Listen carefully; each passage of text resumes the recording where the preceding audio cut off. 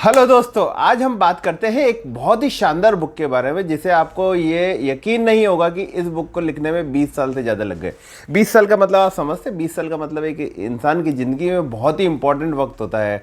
एक पूरी young age 20 साल की होती है, एक पूरा बचपना 20 साल का होता है। एक 20 साल जिस बुक को लिखने में लगे होंगे वो बुक समझिए कि किस तरह की बुक होगी। तो चलिए कहानी शुरू करते हैं इस बुक के बारे में। ये बुक शुरू हुई थी डेल कार्नेगी साहब के विचारों से। डेल कार्नेगी, जिनका नाम आपने बहुत बार सुना होगा, उन्होंने बहुत सारी बुक्स लिखी है, सेल्फ हेल्प बुक्स लिखी है वहाँ पे। तो जब वो यूएस में बहुत सक्सेसफुल बिजनेस कर रहे थे, अपना स्टील किंग थे वो, स्टेनलेस स्टील की फैक्ट्रीज थी, उन्होंने बहुत सारा पैसा कमा लिया। जब वो रिटायर्ड हो गए तब उन्होंने चैरिटी करना शुरू किया। तो उन्होंने एक चैरिटेबल ट्रस्ट ओपन किया। वहाँ पे वो लोगों को मदद करते थे, लोगों को पैसा देते थे जिससे कि वो लोग अपने प्रॉब्लम को सॉल्व कर सके और अपने ज़िंदगी में आगे बढ़ सके। तो होता क्या था कि जब वो फाइनेंशियली उन्हें हेल्प करते थे तो उनको थोड़े टाइम बाद में वो वापस से वही प्रॉब्लम में या कुछ दूसरी प्रॉब्लम में आ जाते थे। मतलब उनकी जो फाइनेंशियल हेल्प करने की जो थॉट था उसके पीछे कि वो लोगों को मदद करेंगे, उनकी प्रॉब्लम खत्म हो जाएगी, वो चीज़ नहीं होती थी। तो उन्होंने ये सोचा कि ऐसा होता क्यों है। जब उन्होंने बहुत ज़्यादा सोचा तो उन्होंने ये डेफिनेटली कि सक्सेस के कुछ ना कुछ तरीके हैं, कुछ ना कुछ मंत्र है या कुछ ना कुछ फॉर्मूले हैं। तो उन्होंने बोला कि मैं उसके लिए भी काम करता हूं। तो उन्होंने काम करना शुरू किया। उन्होंने नेपोलियन हिल जो उनके कलीग थे उनको बुलाया, उनको बोला कि नेपोलियन, मैं आपको एक काम देना चाहता हूं, बहुत ही बड़ा काम है जिसको करने से हम बहुत सारे लोगों की मदद कर सके हैं, तो आपको ये काम करना है। तो नेपोलियन हिल ने जब सुना कि मुझे एक अच्छा असाइनमेंट दिया जा रहा है, मुझे कुछ अच्छा काम करने के लिए दिया जा रहा है, तो उन्होंने तुरंत ही हाँ बोल दिया कि चलिए ज़रूर, मैं इस काम को आपके लिए ज़रूर करूँगा। तो देखिए दोस्तों, यह काम को करने के लिए 20 साल से ज़्यादा लग गए। 20 साल में नेपोलियन हिल ने क्या किया? 20 साल में नेपोलियन हिल ने यूएस के और दुनिया के ज़्यादा सबसे सक्सेसफुल लोगों से जाके मिले, उनसे समझा कि उन्होंने अपने किस तरह से प्रॉब्लम को सॉल्व किया है, अपने बिजनेस में किस तरह से वो आगे गए हैं, उन्होंने अपनी ज़िंदगी में कभी असफलताओं का देखा है और वो असफलताओं से वो कैसे आगे बढ़े हैं। तो दोस्तों हुआ ये कि ऐसे करके उन्होंने एक एक से मिले, उनके बारे में समझा, उनकी चीज़ों को क्रक्स निकाला उनकी लाइफ का, और 20 साल बाद ये बुक आके निकली। और आज ये बुक आज 6 करोड़ से ज़्यादा इसकी कॉपियाँ दुनिया भर में बिक चुकी है। ऑलमोस्ट हर सक्सेसफुल इंसान ने इस बुक को डेफिनेटली पढ़ा होगा और आज भी ये बुक दोस्तों बेस्ट सेलिंग बुक है। इस बुक का नाम मैं आपको बताता हूँ, ये बुक है थिंक एंड ग्रो रिच। देखिए, नेपोलियन हिल इसके राइटर है।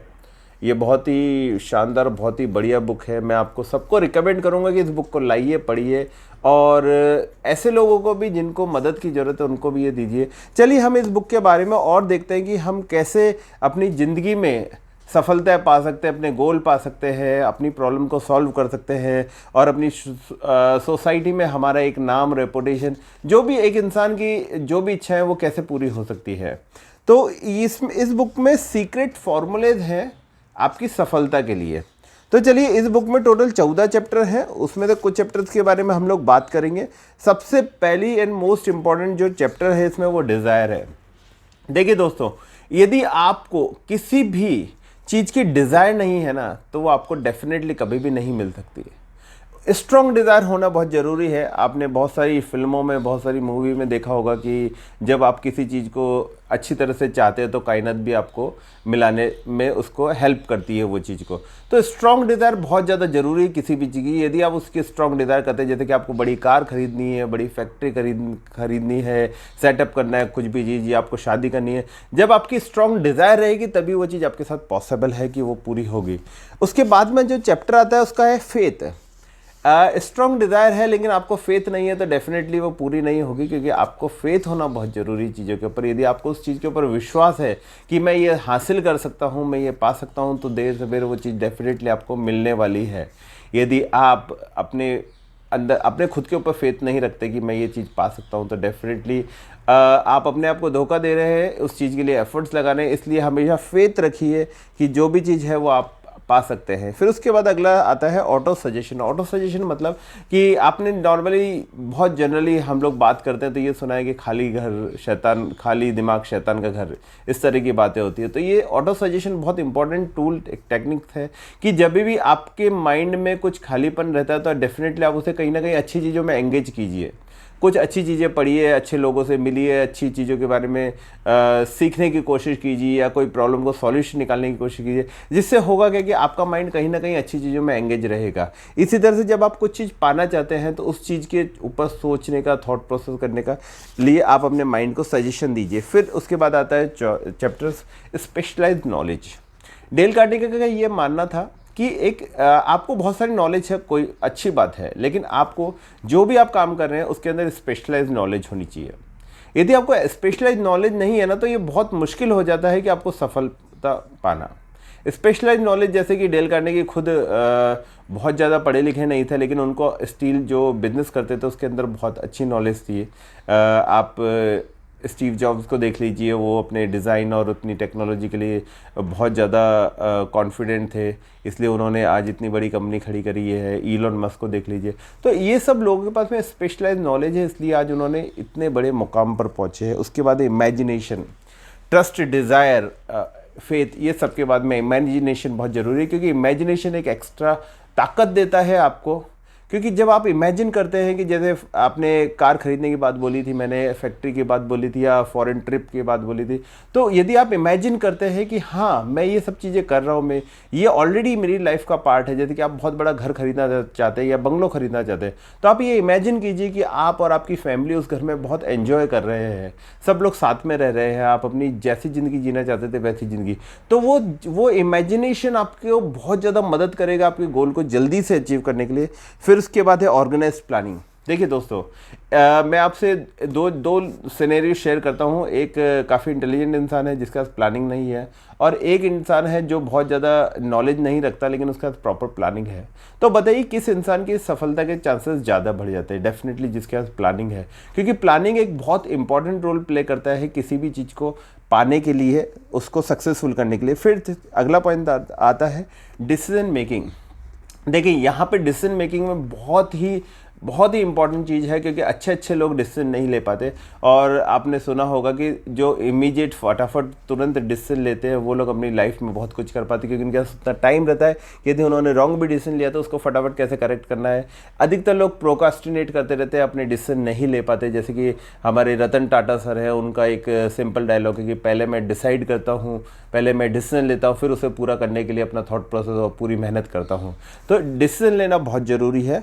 और फिर उसके बाद में है परसिस्टेंस। किसी भी काम को सफलता के लिए आपको बहुत मेहनत करनी पड़ती है, आपको कंटिन्यूस लगे रहना पड़ता है। यदि आप ऐसा सोचें कि नहीं बहुत ज़्यादा परसिस्टेंस नहीं चाहिए मुझे, केवल थोड़े से मेहनत में काम हो जाएगा, तो नहीं होता। कई बार आपको सफलता बहुत आसानी से मिल जाती है, थोड़ी सी मेहनत के मिल जाती है, और बहुत बार सफलता आपको बहुत ज़्यादा मेहनत करने के लिए मिलती है। तो यदि आप लगे हुए हैं किसी भी चीज़ के अंदर तो डेफिनेटली वो आपको मिलेगी।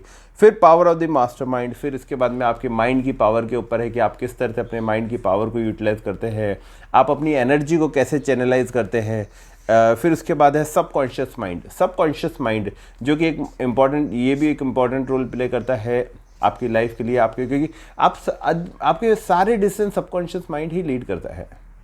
जब आपको सबकॉन्शियस माइंड के अंदर आपने उसे प्रॉपर्ली ट्रेंड कर रखा है, उसको अच्छी तरह से बता रखा है कि मुझे यही चीज़ चाहिए, मुझे अपनी लाइफ में ये सब करना है, तो डेफिनेटली वो आपके लिए रास्ते निकालेगा, क्योंकि वही सुपर ब्रेन होता है आपका।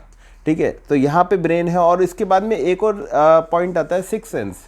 जब आप ये सब चीज़ें फॉलो कर रहे हैं, आप डिज़ायर है, आपके अंदर फेथ है, आप परसिस्टेंस हैं, आप प्लानिंग कर रहे हैं, आपने निश की नॉलेज ले ली, अपने सब्जेक्ट मैटर स्पेशलिस्ट बन गए हैं आप, तो डेफिनेटली आपके अंदर एक सिक्स सेंस डेवलप हो जाता है। वो सिक्स सेंस आपकी हेल्प करता है। बहुत बार ऐसी सिचुएशन होती है जहाँ पे आपको इमीडिएट डिसीजन लेना पड़ता है और आपके पास बहुत सारा टाइम नहीं रहता उस सिचुएशन को एनालाइज करने के लिए, डेटा नहीं रहता अवेलेबल, तो वहाँ पे सिक्स सेंस आपकी हेल्प करता है, आपको मदद करता है कि आप राइट और रॉन्ग ले सके। कई बार आपके माइंड में आता है, इंट्यूशन भी बोलते हैं जिसे, तो वो आपकी मदद करता है। तो दोस्तों ये बुक बहुत ही बढ़िया है, मैं आपको सजेस्ट करूंगा कि ये बुक को एक बार लाइए, पढ़िए और लोगों से शेयर कीजिए, जिससे कि आपके और आपके दोस्तों और आपके फैमिली मेम्बर्स को हेल्प कर सके अपनी प्रॉब्लम सॉल्व करने के लिए। तो दोस्तों नेक्स्ट बुक मैं जल्दी ही आपके लिए लेकर आता हूँ कुछ अच्छे टॉपिक के ऊपर, जिससे कि थोड़ी सी नॉलेज एंड इन्फॉर्मेशन मैं आपके साथ शेयर कर सकूँ। और जल्दी से मतलब ये चैनल को सब्सक्राइब कीजिए और लाइक कीजिए और शेयर कीजिए दोस्तों के साथ, जिससे एक छोटी सी नॉलेज शेयरिंग का हमारा जो एक आइडिया है वो लोग वो आपके लिए बेनिफिट कर सके। थैंक्स अ लॉट दोस्तों।